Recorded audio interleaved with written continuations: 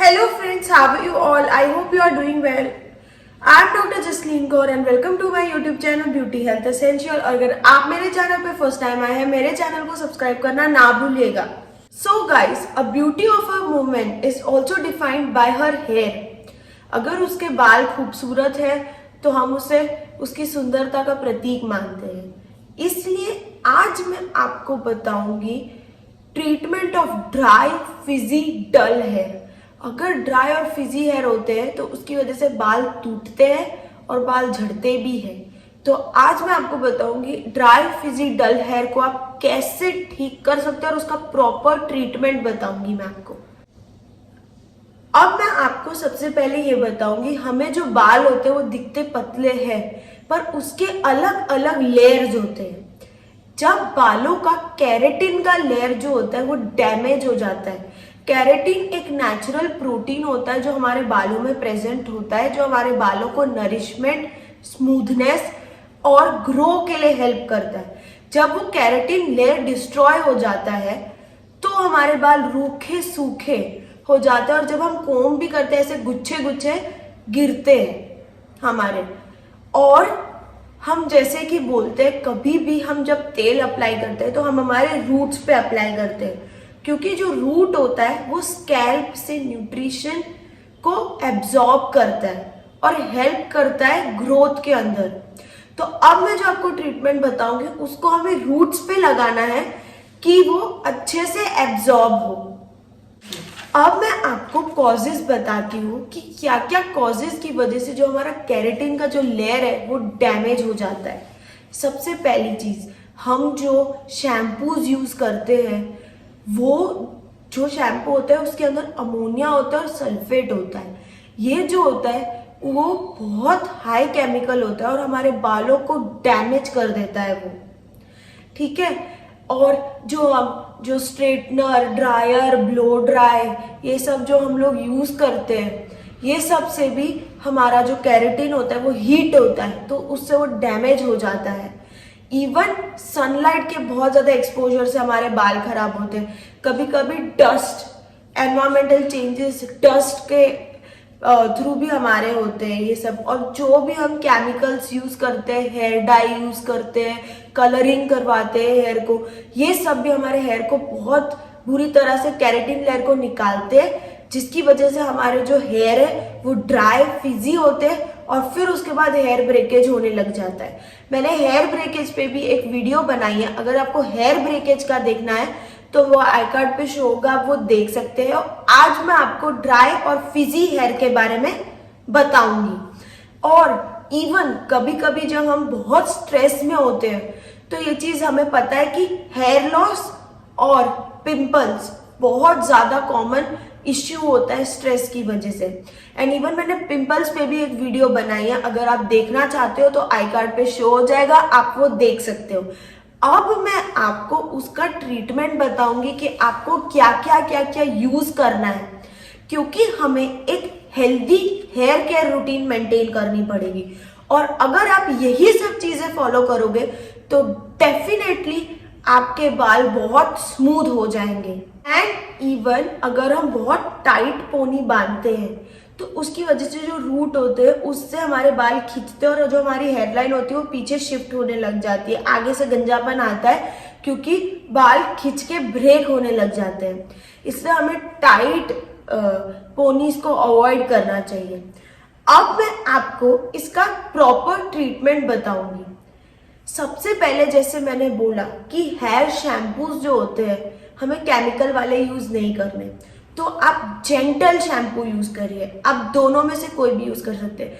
जो Johnson's baby होता है वो विदाउट केमिकल आता है. एंड इवन नाइल शैम्पू वो भी बहुत अच्छा होता है, वो केमिकल फ्री होता है. एंड आप एप्पल सिडार विनेगर ये भी होता है, ये भी बहुत अच्छा होता है अपने हेयर को मॉइस्ट रखने के लिए. अब जब हमने हेयर वॉश कर लिया तो हम कंडीशनर यूज करते हैं, पर सबसे पहली और ये बहुत इंपॉर्टेंट बात है कि कंडीशनर यूज नहीं करना है, क्योंकि कंडीशनर थोड़े टाइम के लिए स्मूथनिंग इफेक्ट शो करता है, बट द थिंग इज कि वो बहुत डैमेज करता है अपने बालों को. बहुत ज़्यादा डैमेज करता है, इसलिए कंडीशनर यूज़ नहीं करना है। कंडीशनर की जगह पे मैं आपको नेचुरल मास्क बोलती हूँ, वो यूज़ करिए और वो एकदम वैसी ही शाइन देगा जैसे कंडीशनर देता है। तो अब मैं आपको बताती हूँ वो मास्क कैसे बनता है। हमें, जैसे मैंने बोला, केराटिन लेयर प्रोटीन होती है और सबसे रिच सोर्स ऑफ प्रोटीन होता है एग। तो 2 एग को करिए और उसका सिर्फ व्हाइट पार्ट लेना है, क्योंकि जो व्हाइट पार्ट होता है वो अल्ब्यूमिन होता है और वो प्रोटीन होता है। येलो पार्ट हटा देना है, व्हाइट पार्ट को लेना है। उसके अंदर 2 चम्मच दही डालनी है और उसके अंदर आप 1 या 2 चम्मच या तो कैस्टर ऑयल डाल सकते हो या तो मस्टर्ड ऑयल डाल सकते हो और फिर उसको 10 से 15 मिनट तक लगा के रखना है और उसको वही वार्म वाटर और जेंटल शैम्पू से वॉश कर देना है। अगर आप आपको एग नहीं लगाना है तो आप एग की जगह दूसरा ऑल्टरनेटिव भी यूज कर सकते हो। वो है, आप एलोवेरा जेल के अंदर ग्लिसरीन ऐड कर सकते हो, वो भी बहुत स्मूथनिंग इफेक्ट शो करता है। उसको भी 15-20 मिनट्स रखना है जैसे हम कंडीशनर को रखते हैं और फिर उसको जेंटल शैम्पू से वॉश कर देना है। आप एलोवेरा जेल और ग्लिसरीन जो मैंने अभी बताया उसके साथ साथ आप अनियन सीड्स भी डाल सकते हो, अगर आपको पसंद है तो आप वो भी डाल के लगा सकते हो उसे। और अगर आपको ये सब नहीं लगाना है तो आप नॉर्मली राइस वाटर को भी लगा सकते हो। उसके बाद भी अगर आप हेयर वॉश करते हो तो आपको बहुत स्मूथ हेयर मिलते हैं। ये सब तो थे हेयर मास्क। अब मैं आपको बताऊंगी कि ऑयलिंग भी बहुत मेजर रोल प्ले करता है ड्राई और फ्रिजी हेयर से बचाने के लिए, क्योंकि हमें मॉइस्चर चाहिए।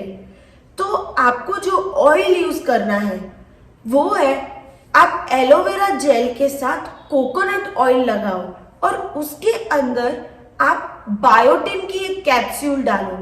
बायोटिन जो होता है वो प्रोटीन होता है जो केराटिन के अमाउंट को बढ़ाता है।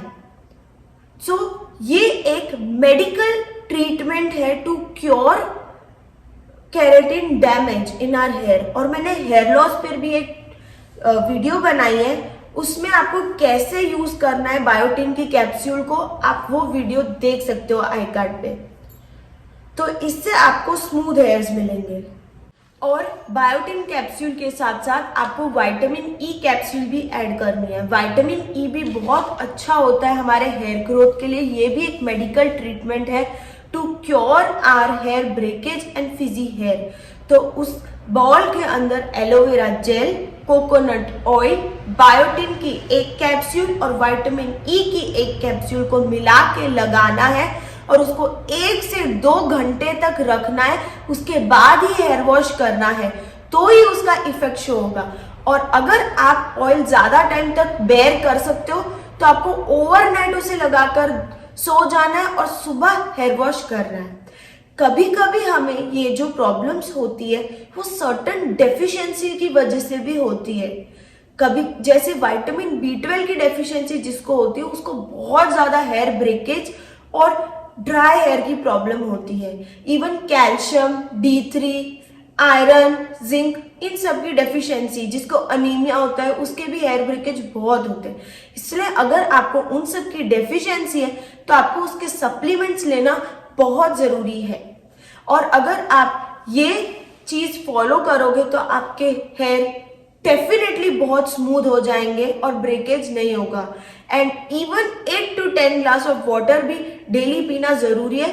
और साथ साथ में हमारा जो ब्लड सर्कुलेशन, हम एक्सरसाइज करते हैं तो उससे हमारी बॉडी का ब्लड सर्कुलेशन बढ़ता है और हमारे ब्रेन के तरफ हमारा ब्लड जाता है, जिसकी वजह से स्कैल्प को नरिशमेंट मिलता है और हमारे हेयर ग्रोथ भी होती है। इसलिए हमें डेली रेगुलर एक्सरसाइज करना भी जरूरी है।